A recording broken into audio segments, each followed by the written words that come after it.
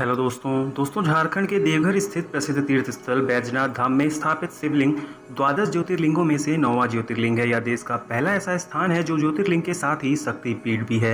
यूँ तो ज्योतिर्लिंग की कथा कई पुराणों में है, लेकिन शिव पुराण में इसकी विस्तार पूर्वक जानकारी मिलती है। इसके अनुसार बैजनाथ ज्योतिर्लिंग की स्थापना स्वयं भगवान विष्णु ने की है। इस स्थान के साथ कई नाम प्रचलित हैं, जैसे हरितकी वन, चिताभूमि, रामेश्वर कनन, हार्दपीठ और कामनालिंग। कहा जाता है कि यहाँ आने वाले सभी भक्तों की मनोकामनाएं पूरी होती हैं, इसलिए मंदिर में स्थापित शिवलिंग को कामनालिंग भी कहते हैं। इसके अलावा इस धाम को अन्य कई नामों से भी जानते हैं। आइए जानते हैं इन नामों का कैसा है नाता।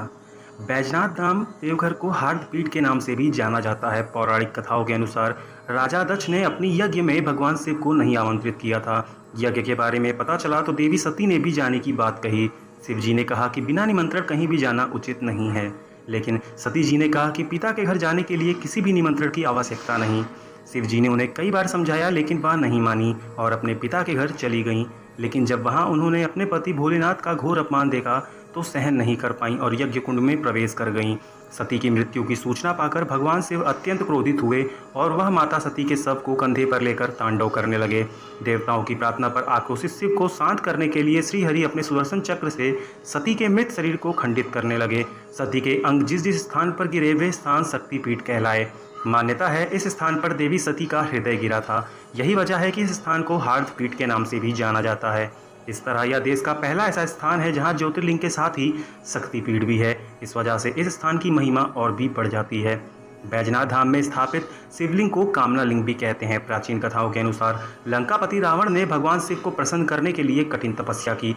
रावण की तपस्या से खुश होकर भगवान ने उससे वरदान मांगने को कहा तो रावण ने कहा कि वह उन्हें अपने साथ लंका ले जाना चाहता है। यह सुनकर सभी देवता परेशान हो गए और ब्रह्मा जी के पास गए और कहा कि अगर शिव जी रावण के साथ लंका चले गए तो सृष्टि का कार्य कैसे होगा। इसके बाद ब्रह्मा जी ने भगवान शिव को सोच समझकर वरदान देने के लिए कहा। इस पर शिव जी ने रावण से कहा कि यदि तुम मुझे लंका ले जाना चाहते हो तो ले चलो, लेकिन मेरी एक शर्त रहेगी। भगवान शिव ने रावण से कहा, जहाँ भी मुझे भूमि स्पर्श हो जाएगी मैं वहीं स्थापित हो जाऊंगा। इस बात पर रावण सहमत हो गया। भगवान ने एक शिवलिंग का रूप धारण कर लिया। इसके बाद रावण शिवलिंग को लेकर जा रहा था। इसी दौरान भगवान शिव ने रावण को लघु शंका की इच्छा जगा दी। काफी समय तक बर्दाश्त करने के बाद रावण ने एक चरवाहे को शिवलिंग पकड़ाकर लघु शंका करने लगा। इसी समय भगवान ने अपना वजन बढ़ा दिया और इससे चरवाहे ने रावण को आवाज लगाकर कहा कि वह अब इस शिवलिंग को उठाए नहीं रह सकता है। रावण लघु शंका करने में व्यस्त होने के कारण सुन नहीं पाया। इधर चरवाहे ने शिवलिंग को जमीन पर रख दिया। जब रावण लौट कर आया तो लाख कोशिश के बाद भी शिवलिंग को उठा नहीं पाया। तब रावण को भगवान की लीला समझ में आई। वह अत्यंत क्रोधित हुआ। कथा के अनुसार उसके बाद ब्रह्मा, विष्णु और अन्य देवताओं ने आकर उस शिवलिंग की पूजा की और शिव जी के दर्शन होते ही शिवलिंग को उसी स्थान पर स्थापित कर दिया। तभी से महादेव कामनालिंग के रूप में देवघर में विराजते हैं। भोले सबकी सारी ही मुरादें पूरी करते हैं, बस जातक श्रद्धा से उनका स्मरण कर ले। कामनालिंग की भी ऐसी ही मान्यता है। कहते हैं जिनके विवाह में कोई दिक्कत हो, अगर यहाँ आकर दर्शन करके शिव जी का जलाभिषेक कर दें तो भोले की कृपा से 1 वर्ष के अंदर ही उनका विवाह संपन्न हो जाता है। वहीं संतान प्राप्ति के लिए भी श्रद्धालु कामनालिंग के दर्शनों के लिए आते हैं। बता दें कि संतान प्राप्ति के लिए भक्तजन अपने स्थान से दंडवत प्रणाम करते हुए कामनालिंग तक पहुंचते हैं। इसके बाद शिव जी का जलाभिषेक करते हैं और अपनी मनोकामना पूरी करने की प्रार्थना करते हैं। कहते हैं कि भोलेनाथ की कृपा से उनकी मनोवांछित कामनाओं की पूर्ति हो जाती है।